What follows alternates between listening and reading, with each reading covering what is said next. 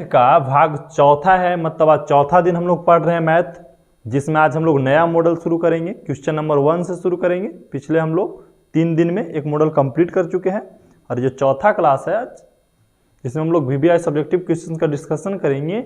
इसमें से फिर से क्वेश्चन नंबर 1 से ही शुरू करेंगे, ठीक है। और फिर आपको हम 38 तक लेकर के जाएंगे। 3 से 4 दिन में कहाँ तक 38 क्वेश्चन समझाएंगे और 38 क्वेश्चन से फिर हम टेस्ट लेंगे।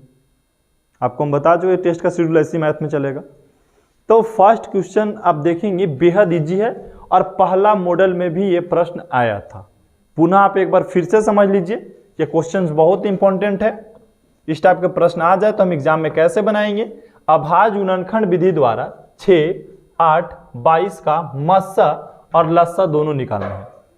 बाबू मस्सा और लस्सा ये दोनों निकालना है। ये दूसरा, तीसरा, चौथा का मैथ है, ये 10वां का मैथ नहीं है मूल रूप से। तो हम पहले 6 का अभाज्य गुणनखंड करेंगे।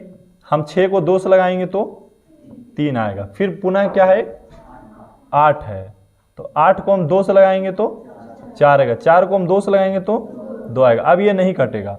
अब आते हैं 22 में। 22 को हम 2 से लगाएंगे तो 11 आ जाएगा। अब यहाँ पे लिखेंगे कि सर 6 बराबर 2 गुने 3 और 8 बराबर 2 गुने 2 गुने 2। उसके बाद हम लिखेंगे 22 बराबर 2 गुने 11 हो गया। अब हमको सबसे पहले क्या बोला, वो निकालना है, मस्सा बोला। तो हम नीचे लिखेंगे कि सर मस्सा। तो मस्सा क्या होता है, जो तीनों में मिलता है। तो तीनों में क्या मिला, 2 मिला, तो हम यहाँ पे 2 लिख देंगे। अब तीनों में कुछ मिल रहा है तो मस्सा इसका 2 ही हो गया। अब हमसे क्या बोला, लस्सा। लस्सा मतलब LCM। तो जो तीनों में मिला पहले उसको लिखिए। जो दोनों में मिला तो दोनों में तो कुछ मिल नहीं रहा है, जो बच गया सब लिख दिए। तो देखिए सर 2 गुने 2 2 बार लिखा गया, फिर 3 बच गया 3 लिख दिए, फिर 11 बच गया 11 लिख दिए, ठीक है। अब देखिए गुना कीजिए, 2 दूनी 4 दूनी 8, 8 दिया। अब 24 गुने 11 कर दीजिए। तो 24 गुने 11 कीजिएगा तो कितना आएगा पता है, 264 आएगा। कितना आएगा, 264। तो यही इसका आंसर हो गया। हम मस्सा और लस्सा निकाल दिए ना प्रश्न को। किस विधि से निकाले बाबू, अभाज्य गुणनखंड विधि से। ये मस्सा और लस्सा किस विधि से निकाले, हाँ अभाज्य गुणनखंड विधि से निकाले। चलिए आज हम लोग दूसरा प्रश्न देखते हैं। कहता है बहुपद 4x² - 3 के शून्य ज्ञात कीजिए। क्या ज्ञात करने हैं, बड़ा इजी सवाल है। आपको बहुपद दे दिया, क्या है बहुपद, तो बोलेंगे कि सर 4x² - 3 बराबर क्या ले लें हम, 0 दिया हुआ। इसकी शून्य निकालना है, शून्य के मतलब x की मान निकालनी है, ठीक है। तो हम लिखेंगे ना कि सर 4x², अब बराबर को शर्त भेजेंगे तो ये +3 हो जाएगा ना +3। या ऐसे बोल सकते हैं सर x² बराबर 3, आई बटा में आ जाएगा। स्क्वायर को अगर हम उधर भेजेंगे तो बाबू प्लस माइनस √3/4 हो जाएगा। अगर हम इसका मान निकालेंगे तो प्लस माइनस √3 और 4 का वर्गमूल 2 हो जाएगा। हम बोल सकते हैं कि सर x का जो मान आया एक बार प्लस में ले लेंगे √3/2 और एक बार जो x का मान है वो माइनस में ले लेंगे √3/2। अतः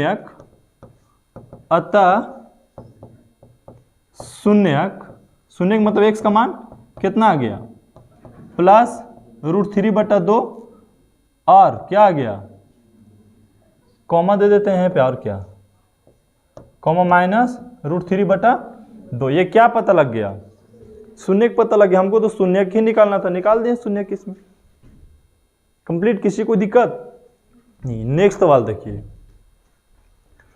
नेक्स्ट में क्या बोला है कि प्रतिस्थापन विधि से रैखिक समीकरण का हल करें। देखिए रैखिक समीकरण को, 2 चर वाले रैखिक समीकरण को हल करने की हम 5 विधि बताए थे, जिसमें से आज एक नई विधि है जिसका नाम है प्रतिस्थापन विधि, ठीक है। तो हम प्रतिस्थापन विधि में क्या करेंगे, हम समीकरण फर्स्ट को हल करेंगे। समीकरण फर्स्ट या सेकंड किसी को हल करिए, उससे कोई मतलब है नहीं। हमको लगता है कि समीकरण सेकंड जो है से इजी है तो सेकंड को हल करेंगे, फर्स्ट इजी है तो फर्स्ट को हल करेंगे। अगर आपको डायरेक्ट लगता है कि सर ऐसे बनाइए 7x माइनस 15y बराबर 2, ये समीकरण फर्स्ट है। समीकरण सेकंड क्या है? x प्लस 2y बराबर 3, ये समीकरण सेकंड है। चूंकि अगर हम सेकंड को हल करें तो क्या होगा बोलिए? हम यहां x का मान रहने देते हैं, 3 और इधर चल गया तो माइनस 2y हो गया। प्रतिस्थापन में क्या करना होता है? चाहे समीकरण फर्स्ट से या समीकरण सेकंड से x या y किसी एक का मान निकाल लीजिए। समीकरण फर्स्ट से चाहे समीकरण किसका मान निकालना होता है? x या y का। तो हम किसका मान निकाले समीकरण सेकंड से? x का मान निकाले। x का मान कितना निकाले? 3 माइनस 2y। समीकरण फर्स्ट या सेकंड से। समीकरण फर्स्ट को एकदम सेम और सही रहने दिए, कुछ क्यों उसमें? समीकरण सेकंड उतारे और हम यहां से x का मान निकाले तो x का मान क्या हुआ? 3 माइनस 2y हो गया। अब क्या करेंगे कि समीकरण फर्स्ट में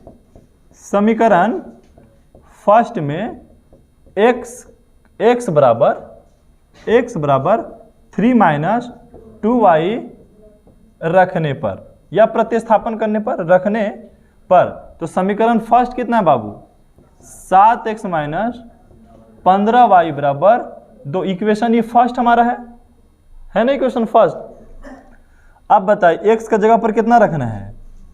3 माइनस 2y। देखिए जहां x था वहां पे रख दिए ना हम 3 माइनस 2y और माइनस 15y, तो माइनस 15y बराबर में 2। अब इसको आप हल कर लीजिए। तो अब यहाँ हल करेंगे तो 7 21 और 7 दूनी 14y माइनस 15y और बराबर में 2। अब 21 को हम उधर भेज देते हैं तो माइनस 14 माइनस 15 कितना जुड़कर हो जाएगा? माइनस 29y अब बराबर 2। ये उधर चल जाएगा तो माइनस 21, तो माइनस 29y बराबर घट के कितना आया? माइनस 19 आ गया। अगर आप यहाँ से y का मान निकालना चाहोगे तो क्या होगा? y बराबर माइनस 19 अब बटा में माइनस 29, माइनस से माइनस कट गया तो y का मान क्या आ गया? हाँ 19 बटा y का मान आ गया। अब y का जब मान आ गया तो हम किसमें? x बराबर 3 माइनस 2y में y बराबर कितना? 19 बटा 29 रखने पर तो देखिए x बराबर 3 माइनस 2 गुने y के जगह पर 19 बटा 29, x बराबर 3 माइनस 19 दूनी 38 बटा 29 हो जाएगा। अब यहाँ तो भिन्न के घटाव ही बनाना पड़ेगा ना। तो एलसीएम रेट कितना हो गया? 29। 1 से 29 में भागा देंगे तो 29 ही आएगा और 29 को 3 से गुना करेंगे तो 9 तिया 27 का 7, ठीक है, और 3 दूनी 6 की 7 8 87 हो जाएगा। अब माइनस 29 से 29 में भागा देंगे तो 1 और गुना करेंगे तो 38। अब घटा दीजिए, 7 में 60 जाता नहीं तो 17 में 60 जाएगा। 17 में 60 जाएगा तो कितना बचेगा? 9 बचेगा। ये बच गया कितना? आप 7 में से 3 गए तो 4, 49 बटा 29। x का मान कितना आ गया? 49 बटा।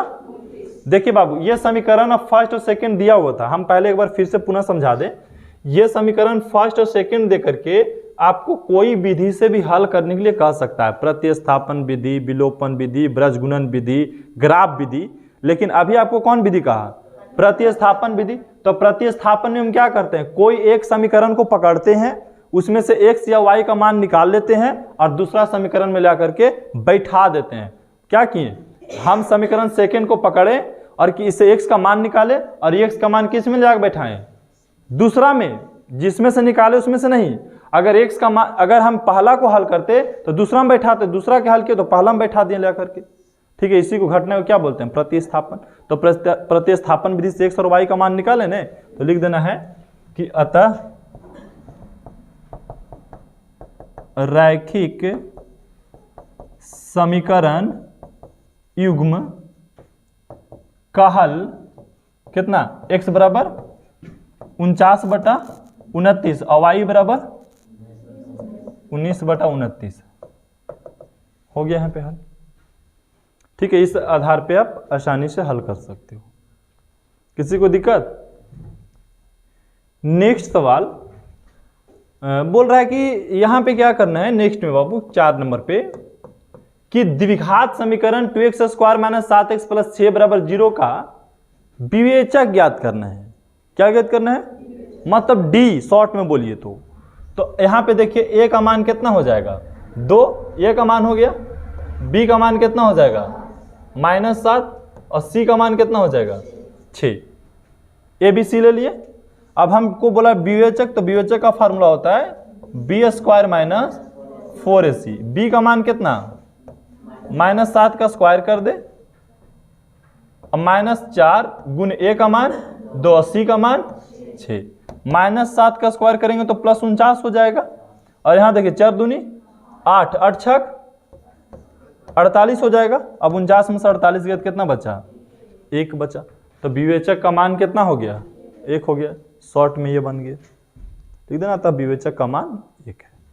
नेक्स्ट सवाल, इसमें क्या बोला, इसमें भी फार्मूला यूज कर लो। बोला कि प्रथम 1000 धन पूर्णांकों का योग निकालिए। प्रथम 1000 ऐसे लिखना आपको, मतलब 1 2 3 4 5 ऐसे कहां तक लिखना हमको? 1000 तक के जोड़ के बताना है, ठीक है। तो इसमें क्या आपको पता है कि a का मान कितना है? 1 है, और d का मान भी 1 ही हो जाएगा। a और d का मान हो गया ना जी। अंतिम पद कहां तक जोड़ना आपको ये भी पता है। n पता है ना आपको, n कितना है 1000। आपको tn भी पता है, n भी और tn भी दोनों चीज पता है, 1000 होगा। क्योंकि कै गो पद इसमें है, अगर हम 1 से 1000 तक जोड़ेंगे तो कै गो पद होगा? 1000 ना होगा, तो n ना बोलेंगे, ठीक है। तो हमको बोला सभी पदों का योग निकाले, तो उतना बड़ा फार्मूला नहीं लगाना है। हम SN का फार्मूला क्या होता है बोलिए? n/2, ठीक है। और a प्लस, देखिए एक तो चलिए आपको पहले विस्तार से बताते हैं, ऐसा आपको नहीं समझ में आएगा। बोले सर ये ठीक दिया हुआ है कि a दिया हुआ है, d दिया हुआ है, n दिया हुआ है, हम SN का फार्मूला लगा लें। ठीक है, आपको भी कहना SN का फार्मूला लगा लिए। बल ये वाला लगाइए n/2 2a plus n - 1 into d। हाँ ये फार्मूला भी लगा लो। यहाँ हो जाएगा 1000 बटा में 2, 2 गुने a का मान 1 और प्लस n का मान 1000 - 1 और गुने d का मान 1। देखिए अच्छा कहाँ पे चल गया, गलत ना हो गया जी। एक मिनट रुक जाइए, ब्रैकेट यूज नहीं किए थे। n का मान 1000। अभी हमको लॉन्ग तरीका बता रहे हैं, ठीक है। फिर आपको हम इजी तरीका बता देंगे। 2 गुने a का मान 1 और प्लस n का मान 1000 माइनस 1 और d का मान 1। चलिए अब इसको अगर काटेंगे तो 500 आ जाएगा। यहाँ गुना करेंगे तो 2 प्लस ये गुना होगा तो घटेगा तो 999 और उसमें से 1 से गुना करेंगे तो सेम ना हो जाएगा। 999 होगा, 999 1000 ना है, हाँ तो 999 हो जाएगा।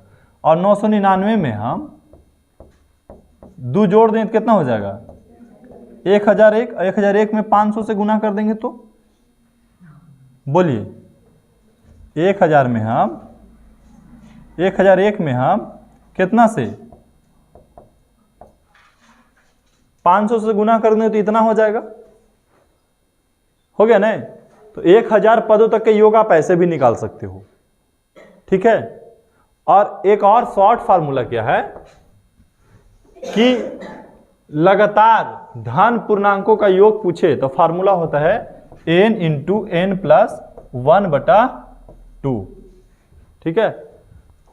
प्रथम धन पूर्णांकों का योग का फार्मूला आप ये भी लगा सकते हो। जिसको ये फार्मूला नहीं बुझाता उसमें अपना नहीं दिमाग खर्च करना है, आप सीधा ये फार्मूला अपनाइए, जैसे सब तरीका से बनाते आ रहे हैं यही फार्मूला अपना लीजिए। ठीक है, आपके लिए बता रहे हैं, ऐसे हम बहुत सारा क्लास में यही फार्मूला यूज करते हैं, समझ गए ना। लेकिन आप लोग को बैच में यही फार्मूला इसमें यूज करना, अगर ऐसा आ गया तो। अगला क्वेश्चन नंबर 7, ये प्रूव्ड करने वाले प्रश्न है। ठीक है, इसको हम कैसे प्रूव्ड करेंगे, चलिए आगे देखते हैं। करा त्रिभुज पी क्यू आर की भुजा, सबसे पहले क्या दिया, त्रिभुज पी क्यू आर की भुजा P Q R P R पर, पी क्यू देखिए दर्शाएंगे हम आपको अलग कलर से, पी क्यू ये हो गया। ठीक है, एक मिनट रुकिए, चित्र इसको हटाने दीजिए हमको, चित्र लेने दीजिए यहां से डिस्टेंस। ये हो गया कौन सी, पी क्यू आर। अब क्या बोला प्रश्न में बाबू कि पी क्यू, तो पी क्यू देखिए ये वाला हो गया, ये पी क्यू हो गया। अब फिर बोला पी आर, पी आर देखिए ये वाला हो गया। ठीक है, पी आर पर क्रमशः बिंदु ई और एफ स्थित है, मतलब इस पर एक बिंदु जिसका नाम है ई और इस पर एक बिंदु स्थित है जिसका नाम है एफ स्थित है। यदि पी ई बराबर 6 सेमी, मतलब पी से ई कितना दे दिया, 6 सेमी। यहां नीचे लिखेंगे दिया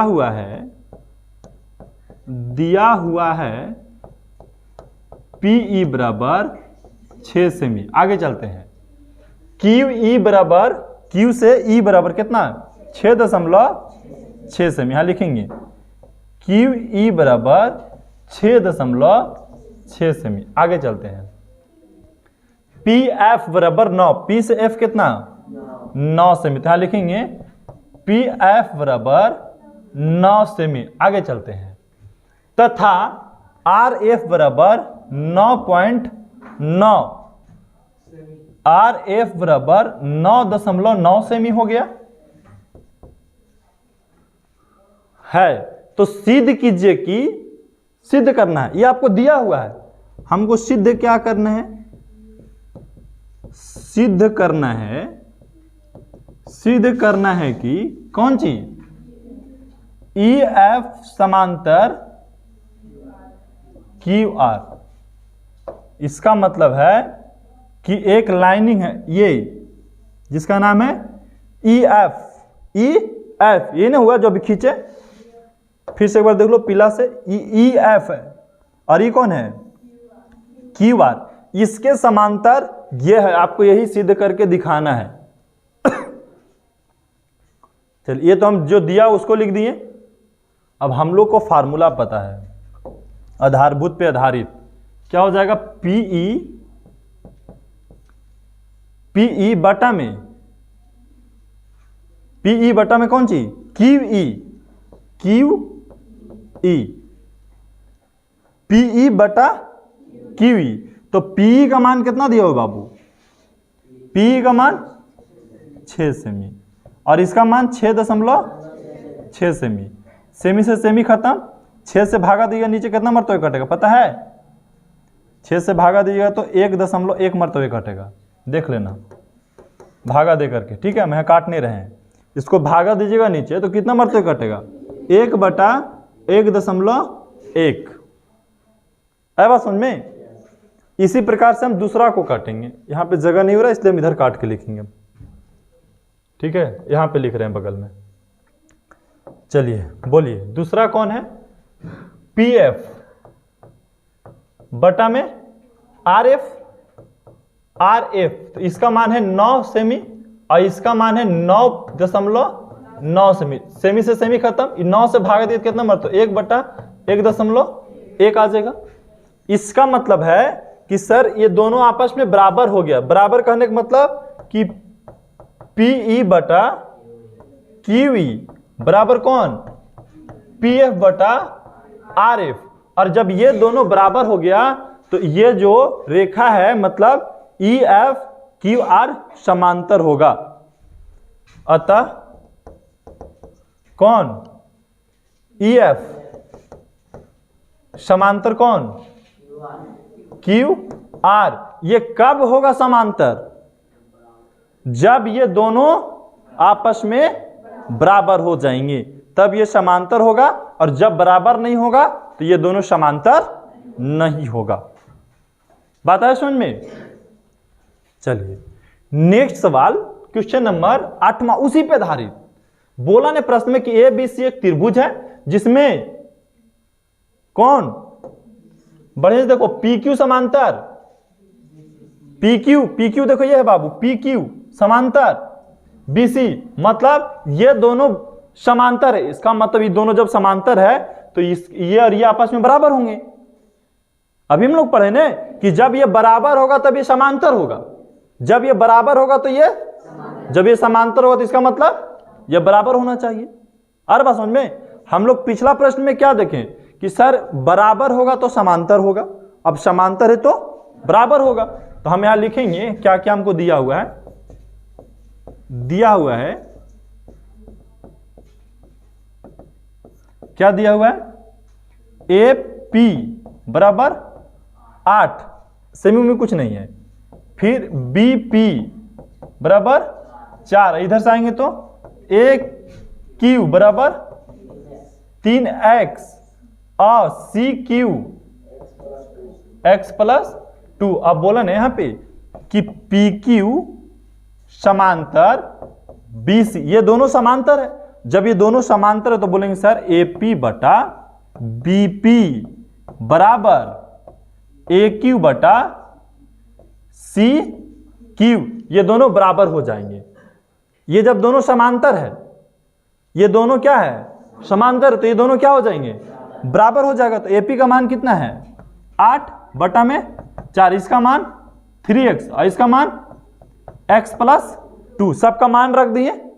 अब गुना कर लीजिए, 4 से काटिएगा 8 को तो 2 मरतबे काट दिए, इधर 2 बटा 1 बचा और 3x बटा में x प्लस 2। अब तिरछा तिरछी गुना कर लीजिए, ठीक है। यहां से अगर आप 1 से 3x में गुना करेंगे तो 3x हो जाएगा ना, और 2 से x में गुना करेंगे तो 2x, 2 से 2 में गुना करेंगे तो 4, इधर लाके घटा देंगे बाबू तो क्या बचेगा, 3x माइनस 2x, अब बराबर में क्या बचा 4, ही घटेगा तो x बराबर 4। हमसे किसका मान पूछा, x का ही मान न पूछा था, तो x का मान क्या आ गया 4। अगर हमसे पूछ देता नहीं कि ए क्यू का मान बताइए, ए क्यू का, तो x की जगह पर 4 तो 4 12 हो जाता, ये पूछा नहीं इसका मान बताते तो x की जगह पर 4 रख देते तो 4 और 2 6 हो जाता, लेकिन हमसे सिर्फ x का मान पूछा तो x का मान निकाल दिए। प्रश्न आया समझ में, किसी कोई दिक्कत नहीं। तो नेक्स्ट सवाल देखिए, नेक्स्ट सवाल 9वां और 10वां, ये कई बार रिपीटेड प्रश्न है और इजी भी है, बस इसको समझने का फेर है। y अक्ष पर और कभी x अक्ष पर देगा, y अक्ष पर वह बिंदु ज्ञात कीजिए जो बिंदु 6,5 और -4,3 से क्या है, समदूरस्थ है। अगला प्रश्न देखेंगे सेम इसी प्रकार है कि x अक्ष पर वह बिंदु ज्ञात कीजिए जो 5,3 और 3,5 से समदूरस्थ का मतलब क्या होता है, सामान्य दूरी पर है। तो हम क्या करेंगे बाबू, बोल में कि y अक्ष पर वह बिंदु ज्ञात कीजिए जो बिंदु 6,5 और -4,3 से समदूरस्थ है। y अक्ष पर वह बिंदु ज्ञात करना है, तो माना कि बिंदु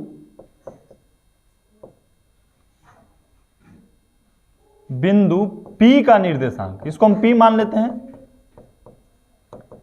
P का निर्देशांक क्या हो जाएगा, y अक्ष पर है ना, y अक्ष पर वह बिंदु ज्ञात कीजिए।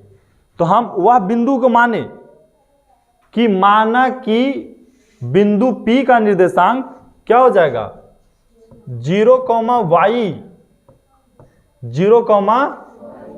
है। क्यों लिखे 0,y है, फिर से देखो, y अक्ष पर वह बिंदु ज्ञात कीजिए, तो उस बिंदु को माने क्या, जो ज्ञात करना उसको P, और उसका निर्देशांक 0, क्यों माने, क्योंकि वह बिंदु y अक्ष पर है। तो y अक्ष पर रहेगा तो 0,y, और x अक्ष पर रहेगा तो x, 0। अब यहां पे मान लेते हैं कि बिंदु P है, तो P का मान हमको कितना दिया हुआ है? 6 कहाँ दिले P का मान रे? अभी जस्ट आप P का निर्देशांक लिख रहे हैं तो बोले 6,5 दिले। 6,5 क्या दिया हुआ है? P से दूरी दिया हुआ है, ठीक है। तो P का निर्देशांक कितना दिया? 0, y। और इस बिंदु से 6,5 और -4,3 की दूरी क्या है? सेम है। मतलब हम दो को बिंदु ले लिए दो तरफ, एक ले लिए -4,3 और दूसरा ले लिए 6,5। किधर भी लीजिए उससे कोई दिक्कत नहीं, चाहे इधर से लीजिए या तो इधर से लीजिए। इसको मान लेते हैं A और इसको मान लेते हैं B। अब इस बिंदु से जितना दूर पर यह बिंदु है उतना ही यह बिंदु भी इस बिंदु से दूर पे समदूरस्थ है। समदूरस्थ का मतलब कि दोनों बिंदुओं के बीच की दूरी क्या है? सामान्य है। क्या हुआ? सामान्य। इसका मतलब क्या हो जाएगा कि सर AP बराबर BP हो जाएगा ना। जब दोनों की दूरी समान है तो AP दूरी हो गया, अब BP दूरी हो गया, दोनों की दूरी बराबर हो गया तो हम AP का स्क्वायर कर देंगे। AP का स्क्वायर मतलब AP का स्क्वायर कहने का मतलब दूरी सूत्र लगा रहे हैं। तो इसका हम P का भी स्क्वायर करें तो फार्मूला क्या होता है? दूरी सूत्र का फार्मूला क्या होता है? x2 - x1 का होल स्क्वायर और प्लस y2 - y1 का होल स्क्वायर बराबर x2 - x1 का whole square plus y2 - y1 का होल स्क्वायर। ये दोनों के दोनों दूरी सूत्र ही है, लेकिन ध्यान रखना एक जो दूरी सूत्र है वो किसके लिए है? हाँ, वो है इसके स्क्वायर अथी के लिए, AP के लिए, ठीक है। जब आप AP निकालोगे, AP कहने का मतलब यहां से यहां निकालोगे, ठीक है। अब बताइए हम A से P को फार्मूला लगा रहे हैं तो x2 का मान कौन है? 0 और x1 का मान -4, तो -4 यहां भी माइनस तो +4 का होल स्क्वायर हो जाएगा। चलिए y2 का मान y और y1 का मान 3 का होल स्क्वायर बराबर इधर आ जाएंगे। अब x2 का मान 6, x1 का मान 0 का होल स्क्वायर प्लस y2 का मान 5, y1 का मान y का होल स्क्वायर। चलिए अब इसको हल कीजिए।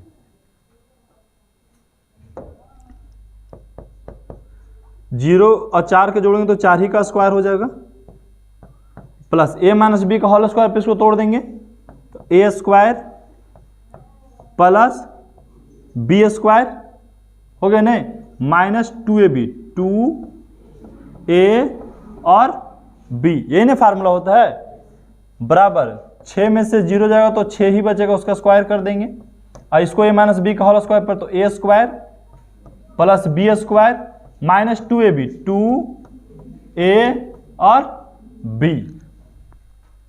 अब देखिए 4 का स्क्वायर करेंगे तो 16, y का स्क्वायर y स्क्वायर, 3 का स्क्वायर 9 और 3 दूनी 6y यहाँ गुना करें 6 छक 36, 5 पचे 25 और y का स्क्वायर y 5 दूनी -10y। अब यहाँ बताएं ना कि y का स्क्वायर से y स्क्वायर कट जाएगा क्योंकि इधर लाइएगा तो। अब देखिए क्या बचा इधर -6y, आप रहने दीजिए -6y और बराबर की साइड है -10y, इधर आ गया तो प्लस 10y बराबर 36 और 25 जोड़ दीजिए तो कितना हो जाएगा? 36 और 25 6 5 11 के 1 3 2 5 1 6 61 हो जाएगा और 16 और 9 जोड़ी कितना हो जाएगा? 25।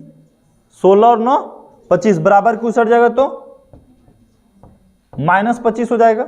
ये देखिए घटेगा कितना बचेगा? 4y और ये घटेगा तो 36। अब अगर y का मान आप निकालना चाहेंगे तो y बराबर क्या बच जाएगा बोलिए? 36/4, 4 से 36 क्या मरतबे, तो y का मान कितना आ गया? 9। अतः P का निर्देशांक, अतः P का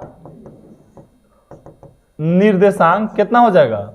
0,9, क्योंकि P के निर्देशांक को क्या माने थे 0, y, तो y की जगह पर क्या रख दिए 9 रख दिए। ठीक इसी प्रकार से अगला प्रश्न देखिए। अगला प्रश्न में जो भी डॉट के लिए उसको फाइनल कर लेना। एक्स अक्ष पर वह बिंदु ज्ञात कीजिए। एक्स अक्ष पर वह बिंदु, मानिए तुरंत, माना कि बिंदु, माना बिंदु P का निर्देशांक, P का निर्देशांक कितना दिया हुआ है, एक्स अक्ष पर है, तो क्या मानेंगे x, 0 है। यही चीज आपको मानना है। तुरंत यहां लिखिए P, एक बिंदु बनाइए और x, 0, और बोला कि यहां से दो बिंदु समदूरस्थ है। दो बिंदु क्या है, एक का मानिए a, दूसरा का मानिए b, और क्या दिया हुआ है 5, 3, और क्या दिया हुआ है 3, 5, और समदूरस्थ है, मतलब AP बराबर BP। हम AP का स्क्वायर का फार्मूला लगाएंगे, यहाँ पे BP का स्क्वायर मतलब दूरी सूत्र, तो x2 माइनस x1 का whole square plus y2 minus y1 का होल स्क्वायर बराबर x2 माइनस x1 का whole square plus y2 minus y1 का होल स्क्वायर। अब बताइए AP के फार्मूला लगाइए, हम AP लगा रहे हैं, ध्यान दीजिए A से P, यहां से यहां, ठीक है। तो x2 का मान x और x1 का मान 5, चलिए स्क्वायर कर दिए, y2 का मान 0 और y1 का मान 3 का होल स्क्वायर बराबर x2 का मान 3 और x1 का मान x का होल स्क्वायर प्लस y2 का मान 5 और y1 का मान 0 का होल स्क्वायर। चलिए देखिए, ए माइनस बी का होल स्क्वायर पे टूटेगा, A square plus B square minus 2a और b, 2ab गुना में लिखा गया, अब प्लस 0 में से 3 जगह तो माइनस 3 का स्क्वायर हो जाएगा बराबर, ये देखिए a माइनस बी का होल स्क्वायर पे टूटेगा, a square plus b square minus 2ab, अब प्लस 5 में से 0 गया तो 5 का स्क्वायर। चलिए अब खाली कैलकुलेशन कर लेना है। कैलकुलेशन क्या करोगे, x का स्क्वायर x स्क्वायर, 5 का स्क्वायर 25, अब 10x प्लस 3 तिया 9 बराबर 3 तिया 9 x स्क्वायर और 3 दूनी 6x प्लस 25। देखिए बराबर की साइड अगर दोनों बराबर है तो काटिए, x से स्क्वायर कट गया, देखिए प्लस 9 से प्लस 9 कट गया, क्योंकि इधर लगे तो ऐसे भी घटेगा तो कटवे करेगा, इसलिए काट दीजिए। अब क्या है, इधर 25 है, इधर भी प्लस 25 है, ये भी कट गया, इधर कितना बचा माइनस 10x, और इधर चला है तो प्लस 6x बराबर कुछ नहीं तो 0 बचा, ये घटाइएगा तो माइनस कितना 4x बराबर 0। अगर x का मान निकालिएगा तो 0 बटा माइनस 4, 4 से भाग दिए तो 0 ही आएगा। तो x का मान यहाँ पे क्या आ गया, x का मान जब 0 आ गया तो जो निर्देशांक होगा क्या होगा 0, 0, इसका मतलब मूल बिंदु पे है। कहाँ है, मूल बिंदु पे है, ठीक है।